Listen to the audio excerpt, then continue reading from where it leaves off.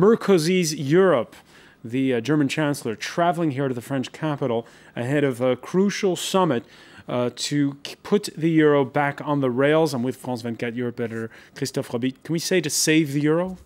Is that yes. Can we go that far? Let's say to save the euro. To save the euro. Sounds good. Okay. With us as well, Andrew Duff of the Liberal Democrats. He's a member of the European Parliament. He's in Brussels. Thierry Marchal-Beck, leader of the youth wing of France's Socialist Party. And from Gütersloh, Germany, Isabel Hoffmann of the Bertelsmann Foundation. Welcome back to all of you. Just a couple of the remarks on the France 24 Debate Facebook page. Michael Thomas Carlucci writes, when facing recession, the poorer states need stimulus rather than punishment. So the mandates of governments like Monti in Italy and Papademos in Greece are contradictory. To enforce austerity and promote recovery, there's something very unhealthy going on here, he says. While Brian says the only way out of this is quantitative easing. How can you have a Eurozone central bank that does not carry out all the duties of a central bank? Print money, he writes, with lots of exclamation points. We can also go back to what's going on in Italy, where over the weekend, the new labor minister found it very tough to announce an austerity plan that removes the automatic pegging of old age pensions to inflation. Allora, nessuna riforma pensionistica dà nell'anno successivo alla sua introduzione o nell'anno della sua introduzione risparmi, perché il sistema pensionistico è un meccanismo lungo tra le generazioni. E allora abbiamo dovuto, e questo sì che ci è costato anche psicologicamente, chiedere un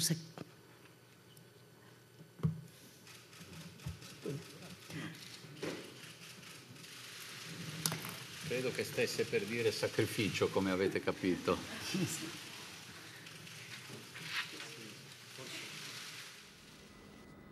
All right, tough times in Italy. Again, as we were saying at the outset, Christophe, it's France and Germany that perhaps are the motors of the EU, but everyone's feeling the pinch. Absolutely. Italy, Spain very soon, I guess, with the new government. Belgium has a new government as well after more than 500 days of crisis, and although it is led by a socialist, Elio Di Rupo, the new budget that has been put forward would rhyme with the word rigor, I guess, and discipline. You are absolutely right. Just a remark, I was thinking about one of the things is that in this proposed treaty, there would be a golden rule enshrined in the constitution of every single member state to cap the level of debt at 60%. Now, when you think about it, when you look at Italy, Italy currently has a debt of 120%. Belgium, 97%. Greece, the most optimistic plan is to bring down the debt to 120% by 2020. And the Franco-German plan is, of course, to punish countries that don't manage to cap their debt to 60%. As we can see regarding these figures, there's still a long way to go. Isabel Hoffmann, does that mean that those countries would have to be kicked out of the Eurozone? You asking my personal opinion here, or I mean, I don't really think anybody in Germany is seriously speaking anymore about kicking out member states. I think this was in the very bad beginnings of the debate.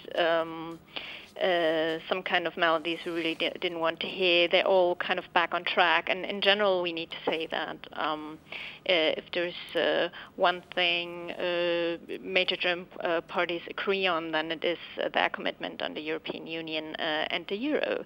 So what they actually do is they really harshly disagree on how to get there. And I really would like to press the point that this is good news as well, right? Because we would like to see to open up the debate on how to proceed and which kind of policies to engage in order to to put forward to bring in or to deepen this European integration, and to kind of normalize this debate and really make it about issues and not always ask the crucial question, do we want Europe or don't we want Europe? So we could see this as a kind of a normalization of the debate, which could be very healthy in return. A normalization of the debate, yeah. Thierry Marchal-Beck, tonight's edition of Le Monde, the newspaper of record in this country, publishes a poll that says now more than 1/3 of the French want to return to the franc. We're entering campaign season in this country. You're the standard bearer of your party, François Hollande, a Europhile. How hard a sell is that? It's not very hard, because we need just to put good solutions on the table, and the European Union, the foundation of the EU is democracy. It was a war. After World War II, we needed to come together, and we needed to have a strong democracy. But on the campaign trail, are you feeling hostility sometimes from certain rank and file, from people that you canvass? No, people want to have solution. You've got 1 million people unemployed since Nicolas Sarkozy take power in 2007. It's today we've got almost 10% of unemployment, and we know one thing for sure: when they say they want to put this golden rule, they are going to kill the economy. If they want to have 3% of deficit for 2013, you have to cut spending by 23 billion in France. If you cut spending by 23 billion in France, it is the biggest austerity plan ever made in our country. If you do that, we are going to have tens of thousands of people unemployed. And the French citizen, but I'm sure the German citizen, the Italian citizen in Belgium are asking, when did we benefit of the Eurozone? And today, you want us to make lots of sacrifice, and sacrifice that are not going to work, because you've got to understand one thing: if you've got austerity plan, we are going to increase the deficit, because we are going to have less money coming inside the states. What's interesting today is that Angela Merkel and Sarkozy said that from now on, according to their plan, there would be monthly meetings of the Eurogroup, but as I understood, at the level of the heads of state and governments, precisely to discuss growth.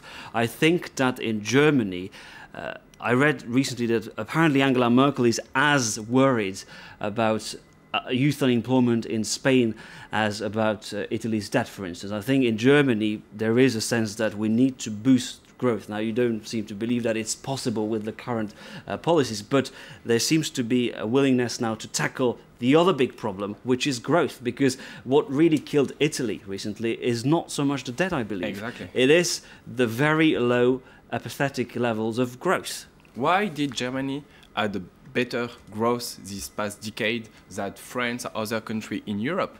It was because they did exportation a lot of their products. And thanks to bold reforms under Schröder. No, thanks from because it was Spain, it was Portugal, it was Italy who bought. Who were buying German goods. Well, German goods. And on that point, it's killing. So the main reason of the boost of the German economy, it was because of the bubble in Spain. So if Angela Merkel is so worried about the debt, why she was not worried about the debt 4 years ago when Germany was growing because of the bubble in Spain? Germany also has managed to set itself in a more globalized world. Germany is exporting a lot to China, for instance, which France so far hasn't quite succeeded. But no one is going to do that. And if, like, lots of goods sailed by Germany are bought by French people, but how Germany become more competitive? Because they decrease their salary. But if France do the same, if Italy do the same, if everyone is doing austerity at the same time, we are going to have one thing for sure: recession, and the growth of unemployment. And on that point, by the way, the Christophe Robit sat down with the outgoing Belgian premier last week. Here's what Yves Le Terme had to say. Having very strict budgetary policy, okay, that's needed, but you also need a new growth dynamism in the European economy, and it's at the benefit of the German economy. The German economy is nothing without export chances, and it is an economy which is very competitive, but it needs the euro, like we need the air to breathe. And this, so I think it's a pity that in German politics, in the German political debate in the Bundestag, there are not enough people that underline for the German public opinion that the first country to take benefit out of the euro is the German economy and the German population. Isabelle Hoffmann, is Yves Le Terme being fair when he says that? Well, I believe that German politics took a while to find the right language to talk about this crisis. I mean, to be quite frank, in the beginning it was disaster. Public debate was a disaster. Apparently there was nobody who really understood what was going on, who was speaking up, who was explaining the crisis, and we had pretty bad media scenarios. But we have passed that by far. And you can see today that you are in some kind of a paradox situation where there is quite a vivid debate on the options we get, and as I said, there is a true difference between right-wing and left-wing parties. The one on the right wing more pressing for budget discipline, and to say, well, we need to restore budget discipline, and then we can eventually talk about Eurobonds. I mean, I remind you, last Friday, when you saw Merkel in the Bundestag, she was not totally excluding Eurobonds. She was just saying, at first we need to restore budget discipline, and then we have to tackle reforms, and then we might want to be able to talk about Eurobonds, but not the other way around, right? And so if you look at the left wing parties, situation is quite different. But then when it comes to, and they have this vivid debate, and they have it in the Bundestag, and I think it is kind of it is represented in the media. But then when it comes to voting in the Bundestag, then they all vote together and they all support the government. This is part of this kind of common German sense that there is some kind of a state reason, right? That historical reasons for watching inflation, this kind of thing. It's not only historical reason. I believe as well that they all do understand how interdependent we are and how important the European Union and the euro is for German economy, and that there's absolutely no good. I mean, you won't find any major party today who will say we can give up the euro and there is no problem with that. Absolutely, there's nobody you won't find because they all know and understood how important the euro is for German economy. All right. When we were speaking at the outset, Andrew Duff was underwhelmed by what he heard out of Paris today. Columnist Wolfgang Münchau in the Financial Times penned a column this Monday where he entitled "France and Germany Look Said to Fudge It Again," where he said, Mrs. Merkel is not proposing a fiscal union. She's proposing an austerity club, a stability pact on steroids. Andrew Duff, I want to get back to what was said a little bit later on in that column, where the columnist says he finds it hard to see how Mr. Draghi, the head of the European Central Bank, can agree on an unlimited guarantee in the absence of a political union and a Eurobond. A strength and stability pact is not a fiscal union. Yes. In other words, you can do it without saying it for now, but sooner or later, you're going to have to really address the problem. I think that's absolutely correct. I think that you can stretch the Treaty of Lisbon in a crisis, but then in the end you have to codify just what it is that you have done. And there's a fundamental problem that the concept of a central bank is not comprehended to be exactly the same thing. In Germany, they have this very classical, the orthodox approach to monetary policy.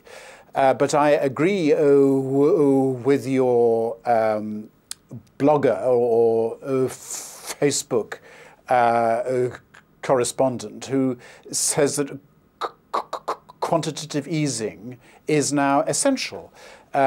We need to change the mandate of the central bank so that it becomes closer to the US Fed. I think one doesn't have to go all that far, but one ought to expand the capacity of Frankfurt to act pragmatically. And I think that German refusal to accept this is a serious political problem. And it can only be addressed through a convention. Summit meetings won't do this. And the idea that they're going to have monthly summits of prime ministers and presidents is really, frankly, crazy. I think if summits could bring us back to growth, then we'd all be extremely prosperous by now. All right, and just a reminder again, this is all happening in the context of a presidential action campaign in this country. By the way, Thierry Marchal Becq's candidate was addressing the Social Democratic Congress in Berlin at the same time as the French and German leaders were here in Paris. The irony of that not lost on Nicolas Sarkozy. Et vous savez combien en France notre préoccupation est grande à l'égard du chômage. Se montre prudent. Quant à la personne dont vous venez de parler, le candidat. As for the socialist candidate you just mentioned, he has just been spending time with the German socialists. So I won't have to convince him, since the SPD has just voted the Golden Rule in Germany. On voté la règle d'or en Allemagne. Je ne peux pas croire qu'il y aurait une telle incohérence. I can't believe he could be so inconsistent as to visit German socialists who have already voted in favor of the Golden Rule and come back to France to preach against such a Golden Rule. What's true on one side of the Rhine is true on the other. I was looking at Angela Merkel's smile there. Are the French socialists and the German SPD singing from the same hymn sheet? Like you can see, it's not two head of states together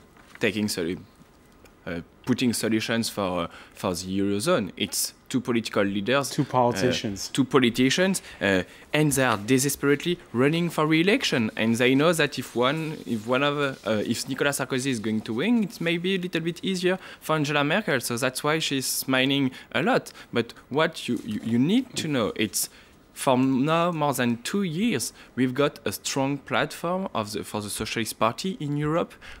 Every socialist almost in Europe are in favor of Eurobonds.